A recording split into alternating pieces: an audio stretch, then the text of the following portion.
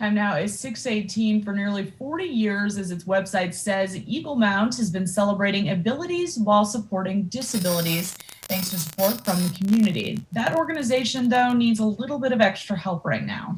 Yeah, the COVID-19 pandemic is only part of the struggles Eagle Mount is facing. Turns out a fire and a flood a few weeks ago has left them facing months of cleaning and rebuilding and looking for a little help to put the offices back in place. Well, good morning. We are standing in what used to be some office space here at Eagle Mount. Kevin Sylvester joining us this morning. Kevin, give me a little backstory why we're standing in this stripped down room. Yeah, so we had a fire at Eagle Mount about 2 weeks ago. There was a fire that started in a dryer in the utility room. Fire ended up bursting a water pipe, and luckily the burst water pipe put out the fire, but unfortunately it flooded our admin building here and our community space as well. What does that mean for you now? I mean, you and I were talking about it, the good news, bad news of the fact that we're standing socially distant, and that meant some of your staff wasn't here, but still your facility is a little less than standard. You know, silver lining, because of coronavirus, all of our staff were mobilized to work from home and coming up with creative ways to deliver our mission in maybe unique ways, or maybe on an online platform. And as we progress with coronavirus, kind of thinking and phasing openings, kind of thinking of different ways to deliver our mission to our community. So that's a silver lining. You know, it's going to take about 8 to 12 weeks for our office space to be rebuilt, and it will be rebuilt. And we're kind of going to be ready by the end of the summer to really reopen with a bang. The challenges, I can't imagine what it is, you know, the things that you take for granted in an office when you're talking about, what did you say, 6-8 inches of water in this building at one point? Yeah, you know, there was about 6 to 8 inches. So you'll see Buffalo Restoration, they did flood cuts throughout the whole building. All the carpeting is getting ripped up, drywall is being ripped up, doors and jambs are getting ripped out. And it's amazing how just a couple hours of some flowing water can make so much damage in such a quick amount of time. I would think with this week being a Give Big coming up here at the end of the week for folks here, I know that this would be an awesome opportunity for folks to maybe think about Eagle Mount. Well, yeah, thanks, Chet. You know, we have such an amazing community of support in the Gallatin Valley, and I think Eagle Mount kind of represents all the good that is Bozeman, right? It's volunteering, it's helping each other, it is showing up when you're needed. And I think that really resonates with kind of this relationship that Eagle Mount has with Bozeman. You know, and we have great insurance, and, you know, we have a solid organization that plans and prepares, but, you know, it's one of those things where office chairs are getting thrown out, and, you know, we're going to get $50 for an office chair from our insurance, and it's going to cost $100 to replace that office chair. So it's things like that, you know, everybody works through with their own insurance company. But we'd certainly appreciate the continued support at Give Big and throughout 2020 as we really kind of re-envision what Eagle Mount's going to look like when we reopen in full force. This will be back, this structure will be here, things will be going to normal. But like you said, the cost of doing business, a desk is a desk, and they're not here, and they're water damaged and all of that. Like you said, it doesn't equal straight across. You're not going to fully be able to replace the monetary value of what was in here. That's where the community can help. Yeah, absolutely. And, you know, I think the amazing thing is, desks are desks and chairs are chairs. Luckily, no one was hurt. And we have an amazing staff to deliver our mission, and that is still in place. So that infrastructure, while the structure might not be in place, a lot of that infrastructure is still in place. So we're excited for this new chapter, right? We're excited for what's to come. Our tagline for a long time has been, everybody has challenges and we have adventures. I think we're looking at that tagline as saying maybe new challenges and new adventures for not only our participants, for our organization, but for the community at large too. That's fantastic. Kevin Sylvester joining us this morning. We are in the new adventures and new challenges for Eagle Mount. Kevin, thank you very much. Thank you, Chet. We're going to take a quick break. Much more Montana this morning, right after this. By the way, Sylvester says Eagle Mount's building suffered about $300,000 in damages, and it will be at least 8 to 12 weeks before they're back in operation out there. We're going to take a quick break. We come back. Matt's going to take a look at your forecast. Stick around.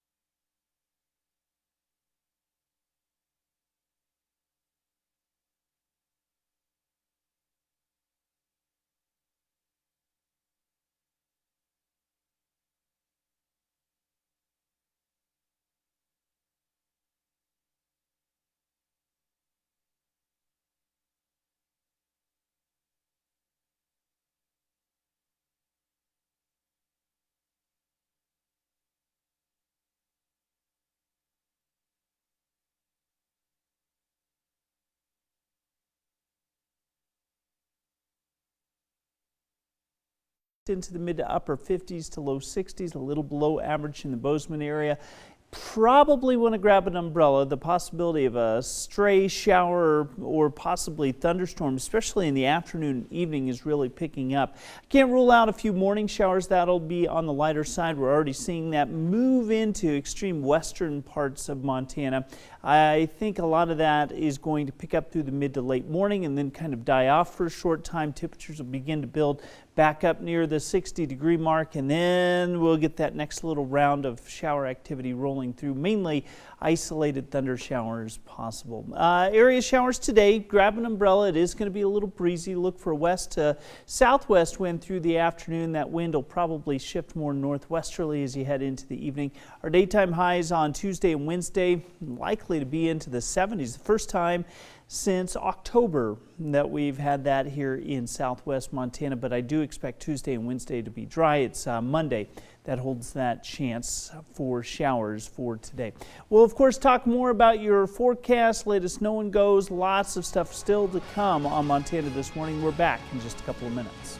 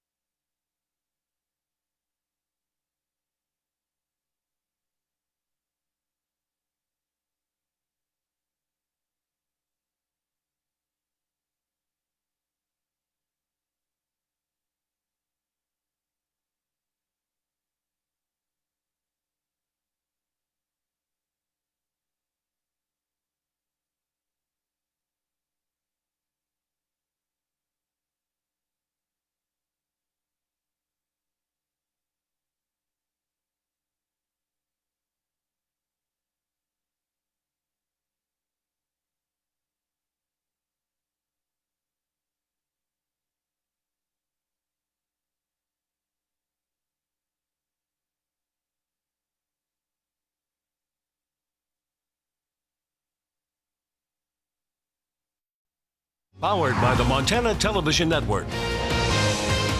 Montana This Morning continues on Montana's News Leader. Montana bracing for a huge tax revenue hit due to the coronavirus pandemic. Coming up, the area is most likely to be affected and what that Fly means fishing guides for are seeing a little more certainty now that they know they can resume business just before the peak of the season. Well, good morning, Southwest Montana. Chet Lehman, Caitlin Corbett, Matt Elwell. 6:30 on this Monday. A little cloudy out the patio window here, Matt, but not too bad. No, it's not bad. The birds are going crazy. They know it's going to rain later today, I'm pretty sure. Temperatures right now into the mid-30s and low 40s. Looks like the cloud cover is going to be on the increase through the mid part of the morning. We'll get a brief reprieve for the afternoon. A few spotty showers through the mid and late morning. That does include maybe some mountain snow for a few areas, but it won't last long, and our better chance of seeing heavier showers coming in the afternoon. We get a batch of showers that could include an embedded thunderstorm rolling through the area for the afternoon. Our daytime highs into the upper 50s to low 60s. Again, scattered showers and wind for today. We're going to break it all down for you, of course, coming up in just a few minutes. All right, thank you very much, Matt. 6:31 now. Here are the latest numbers from the state health department on the coronavirus outbreak in the state of Montana. There are now 448 confirmed cases in the state, 3 new ones in the last reporting period. The latest cases in Glacier, Yellowstone County. Gallatin County has no new cases, sits at 146. Silver Bow County remains at 11. 339 people have recovered. 14 in the state have died from that virus. 11 people are currently in the hospital right now for treatment. And as the impact of the coronavirus pandemic ripples through the state's economy, the costs are piling up and revenue is drying up. That has state officials looking at the state budget and what's ahead down the road. MTN's Jay Cohn reports. Short answer, the state budget looks good right now, but look out ahead. Billings State Representative Bill Mercer serves on the Legislative Finance Committee. I don't think we today have any idea how big a financial hit this is going to be. While current budget receipts in Helena are actually running a bit ahead of projections, everyone knows that won't be the case for long. There will be a substantial hit to the corporate tax number, the individual income tax number, and then things like the gas tax and the lodging tax and probably other things that I'm not including. So there is real concern about where we will be as we get into the balance of this year and fiscal year 21. News that Montana has $1.25 billion to spend out of the Coronavirus Relief Fund promises some relief.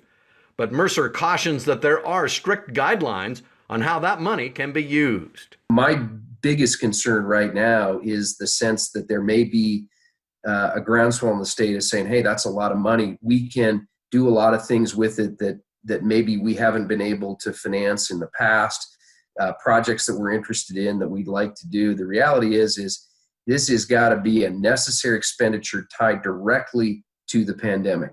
There is just not discretion beyond that. Billings businessman Scott Brown is a member of Governor Bullock's Coronavirus Task Force, working on how to throw a lifeline to small businesses who have yet to get any federal aid. There are a lot of businesses that are not only impacted now, but will be impacted into the future. So we're trying to come up with a way to provide funding to keep those small businesses afloat. Perhaps the biggest question is, how long will the downturn last? When will the public feel comfortable shopping and traveling again? I think I'm more pessimistic now than I was a couple weeks ago. And now people are talking about maybe next spring, somewhat getting back to normal, maybe even after that. The task force will deliver its recommendations to the governor by the end of next week. Difficult decisions in a difficult time. In Billings, I'm Jay Cohn reporting for MTN News. 6:34 now on this Monday. Montana's outdoor recreation economy brings in billions of dollars into the state every year. MTN's Gabby Crevitt has the story of how fly fishing outfitters have been especially concerned during the COVID-19 pandemic. According to the Outdoor Industry Association, Montana's outdoor recreation economy generates $7.1 billion annually in consumer spending. So it's no surprise that fly fishing guides in Madison County have kept a careful eye on what's to come during the COVID-19 pandemic. It may never be what it once was. It's still absolutely a river worth helping. Todd France knows every bend and curve of the Madison River. He grew up fishing on it and has been guiding clients on it for years.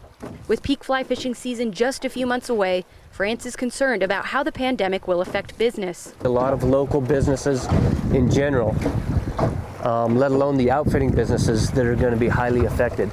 Guides see clients travel across the country every year to fish Montana's blue ribbon rivers. And while restrictions are beginning to ease, travel regulations for the summer are yet to be determined. Outfitting companies have got enough of a following and a repeat clientele, which is very important during this time, of faithful repeat customers that are going to come back. If they weather the storm, they're going to make it fine. Guides in Madison County can resume business starting Monday, but that will mostly be geared towards local clients because of the 14-day quarantine travel rule. France plans to offer discounted guiding services and take the time to reconnect with local clients. I'm going to call it coronavirus specials. Pretty tacky, but oh well. Of course, complimentary face masks and Willie's Distillery hand sanitizer will be on board. I'm confident that we as an outfitting community are going to do what we need to do to make sure that we make the most of the privilege that we're given to be making a living out here on this river. In Ennis, Gabby Crevitt, MTN News.